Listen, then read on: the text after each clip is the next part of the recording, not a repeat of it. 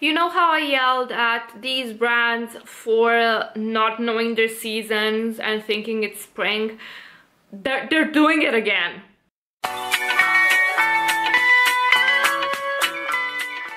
Hello beautiful people, hi, my name is Mia and this is my virtual vanity, a place where we both love makeup and we are quite critical of it.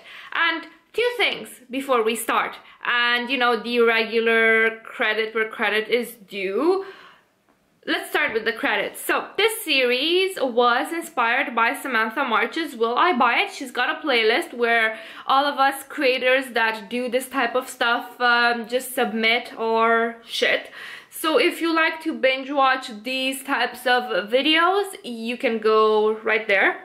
And then housekeeping stuff. So I decided to move this series from every Wednesday to every Sunday, Saturday. So what I mean is that I can post either Saturday or Sunday, no longer posting on Wednesday.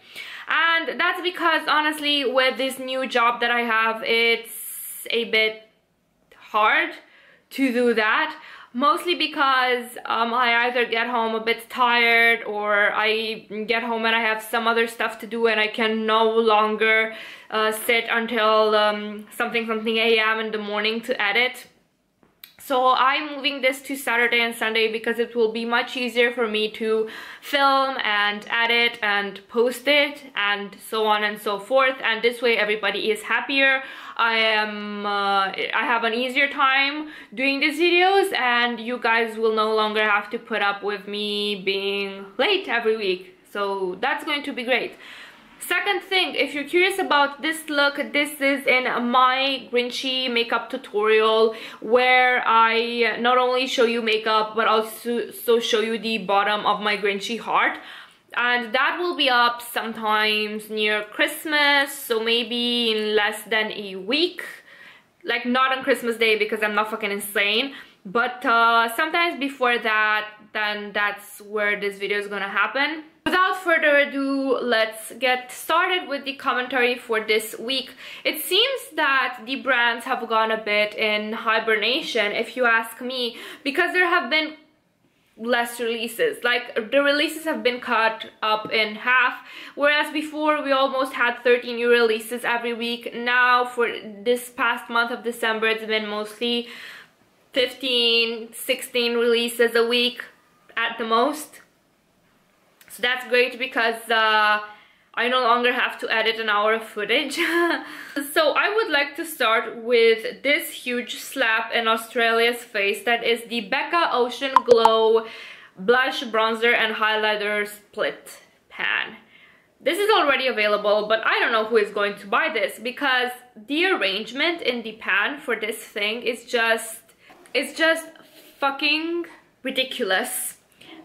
One, how are you gonna fit a bronzer blush in that tiny surfboard shaped thing?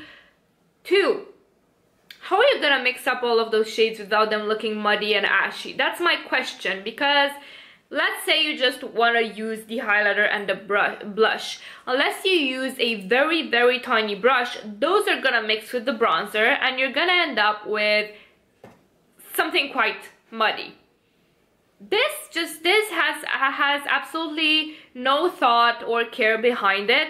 They have done beautiful influencer collabs for Spain, for Germany, for example, and then they throw this shit on Australia like some scraps you'd feed your dogs just because they have been fed before, but now they complain they're hungry, and you know they're hungry, so you just give them something to make them shut up.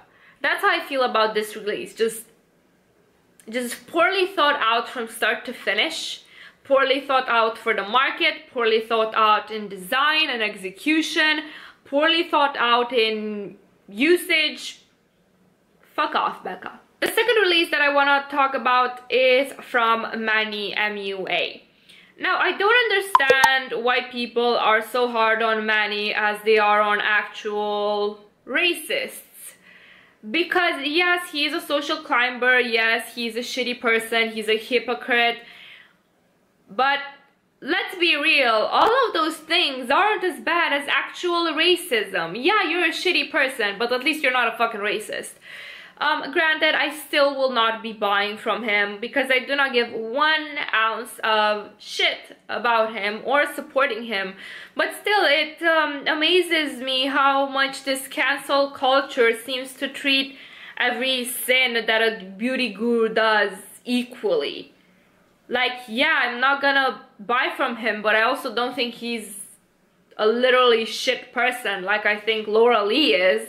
This collection is called the Greek Goddess collection, and it's a very summery release. My theory, my conspiracy allegedly, is that this was initially intended to be his summer release, and well, we all know the Dramageddon that went on this summer, so he probably didn't release that when he should have and released this for Christmas.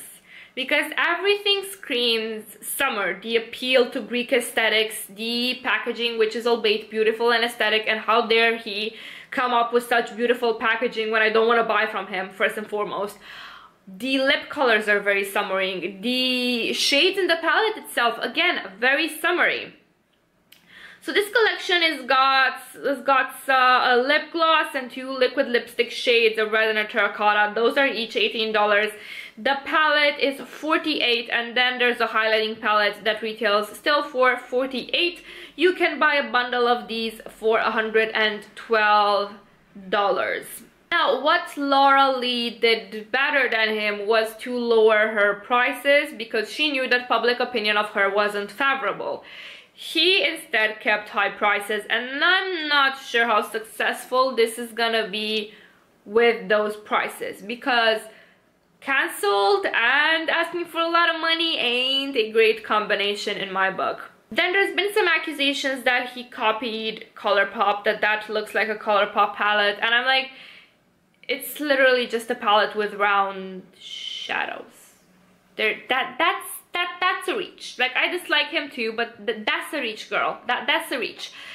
I'm not gonna buy this, obviously. It's a neutrals palette with a pop of blue. That's what it is. The packaging is beautiful, but I'm not gonna buy it just because it has Medusa in the front.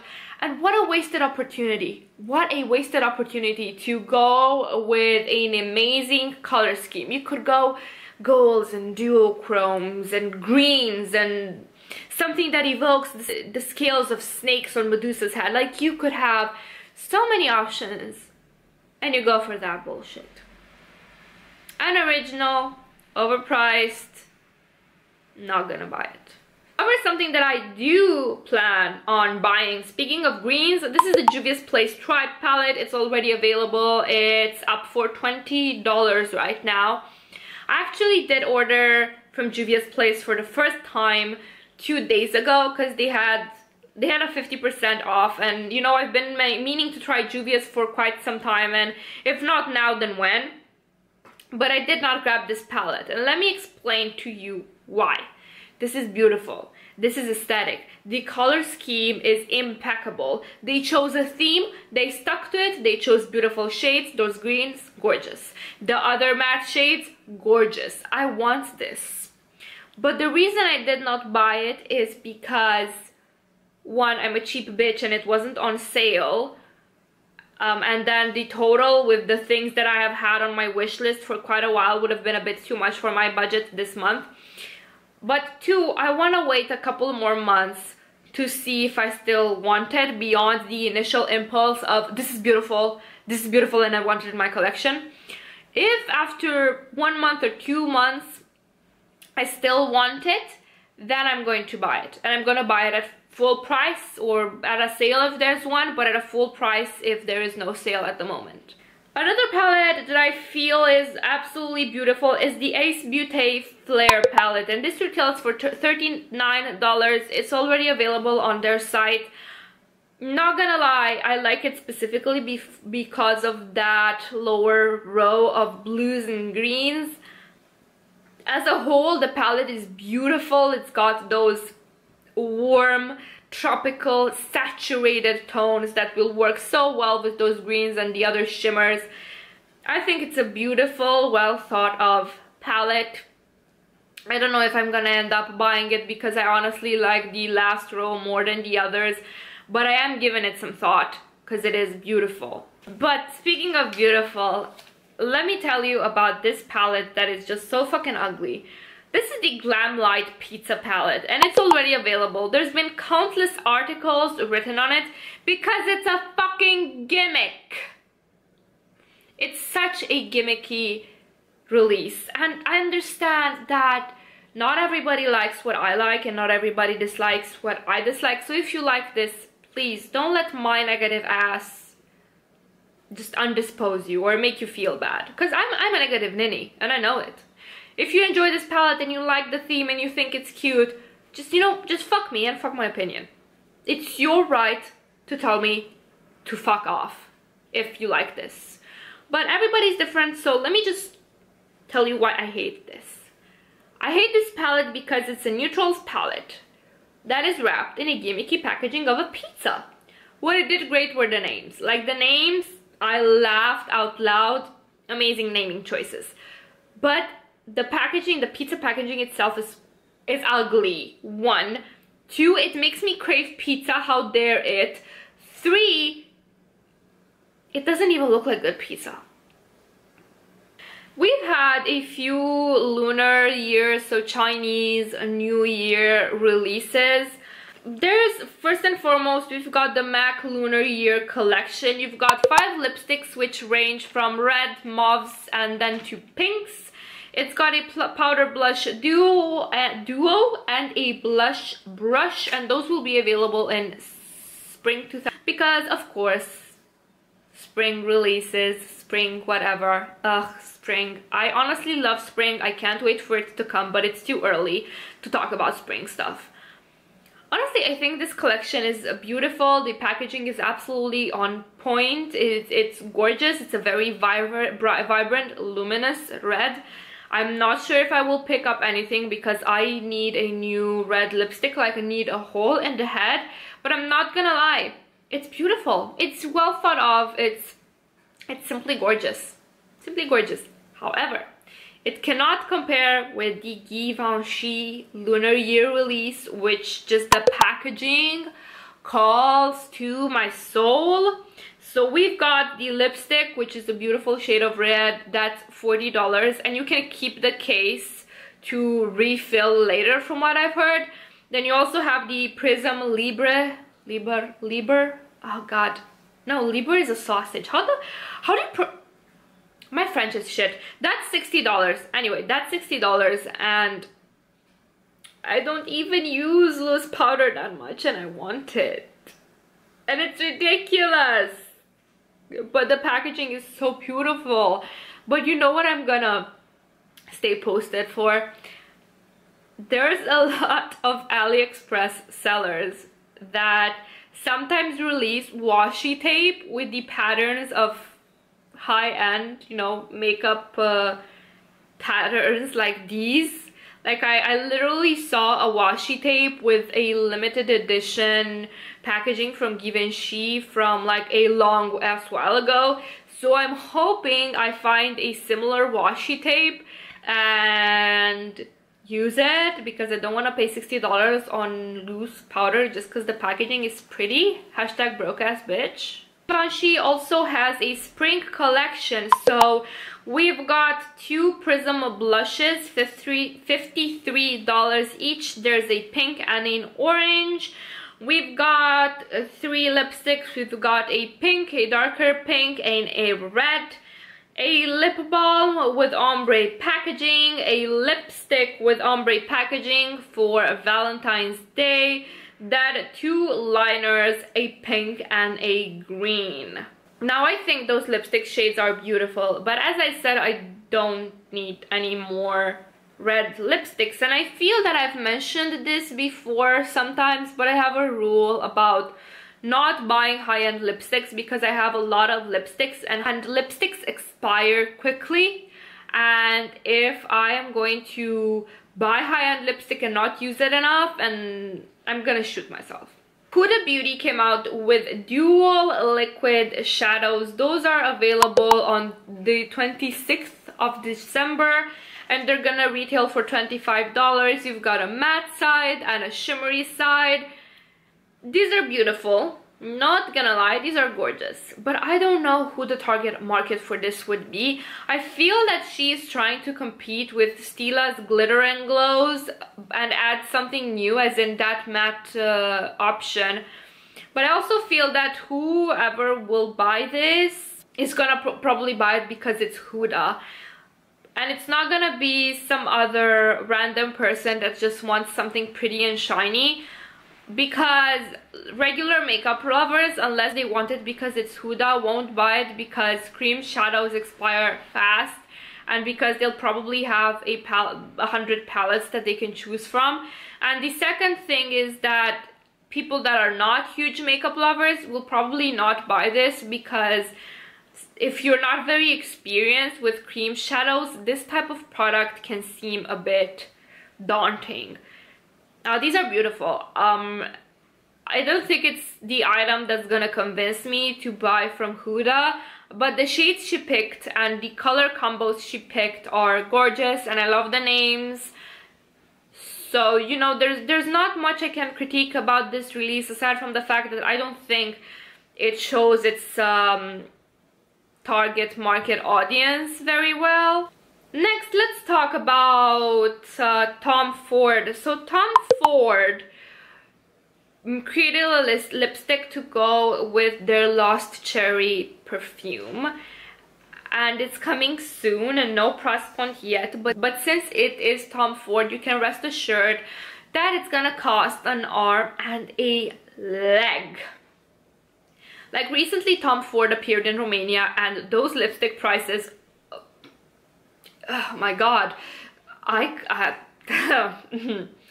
yeah, whew, expensive.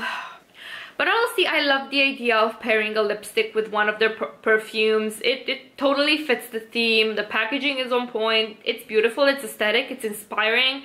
But I'm just gonna stick with the inspiration for now, you know what I mean? Also, there's this Dior Spring 2019 release, speaking of expensive, and it literally looks like children's makeup. We've got highlighters, we've got the blush, we've got candy lipsticks, candy lip balms, candy swirled thingies. We've got some palettes like quints. I've seen these swatched by somebody on Instagram. I'm gonna put a screenshot up here, and these literally look like pastel dust, just awful. We've got lip glosses. Like, as we know, Dior is going all out with their collections. I don't know if I want any of this. Like, the only thing that truly appeals to me are the highlighters, because those are pretty. There's one with a very pretty shade of pink, so I'll probably check out those in store. But honestly, I think they missed the mark with this one. This looks very childish, and it's Dior prices. Like, I don't mind seeing this from Colourpop, I don't know, Urban Decay, or some other brand that doesn't charge me an arm and a leg for their products. Like, I don't feel that this meets and fits their brand image at all, to be honest. Next, we've got the Olivia Jade with Sephora collection. We've got a bronzer and highlighting palette for $28. Boring. Next, Milk is coming out. Actually, no. Let me say this as I was supposed to say it. Milk is milking their marijuana Kush smoke weed every day line for what it's worth, and now they've gotten up with a lip balm and a lip glaze. Those are $16, respectively $18 each, and they're green. How novel. Green because it's weed. You get it? It's weed. Aren't we cool and edgy? Puff, puff, pass.